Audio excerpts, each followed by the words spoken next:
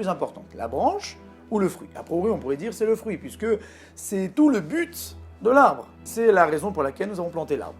Mais la Gemara, dans ce cas, la Mezaïn Amoudbet, nous dit l'inverse. Comment?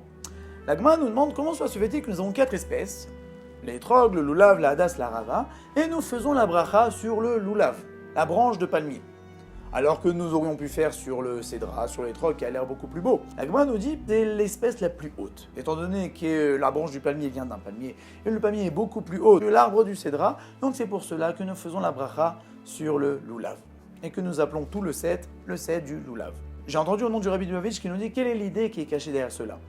Et il nous explique qu'on aurait pu penser faire la bracha sur le hétrog, puisque c'est le fruit, c'est la chose la plus belle, c'est la finalité de tous ces végétaux.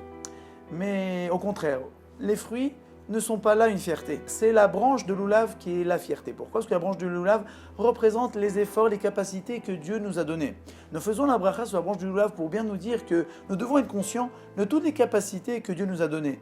Les résultats à la fin, c'est une conséquence que Dieu va nous donner grâce aux efforts et grâce aux capacités que nous allons déployer et que nous allons utiliser pour faire la volonté de Dieu. On ne doit pas se louer du fruit, mais au contraire de se louer des capacités et des efforts que nous faisons, puisque Akadosh Baruch Hu attend à chaque instant de nous de déceler nos qualités et de savoir les utiliser à bon escient. C'est pour cela que nous faisons la bracha du loulav, puisque c'est l'espèce qui est la plus haute de tous, c'est-à-dire l'espèce la plus haute de tous, qui est la plus haute digne de louange, puisque ce sont nos capacités et nos efforts. Les fruits ne sont qu'une conséquence directe qui viendra grâce à l'aide de Dieu, contrairement à nos efforts qui viennent entièrement de notre propre volonté de faire la volonté de Akadosh Baruch Hu.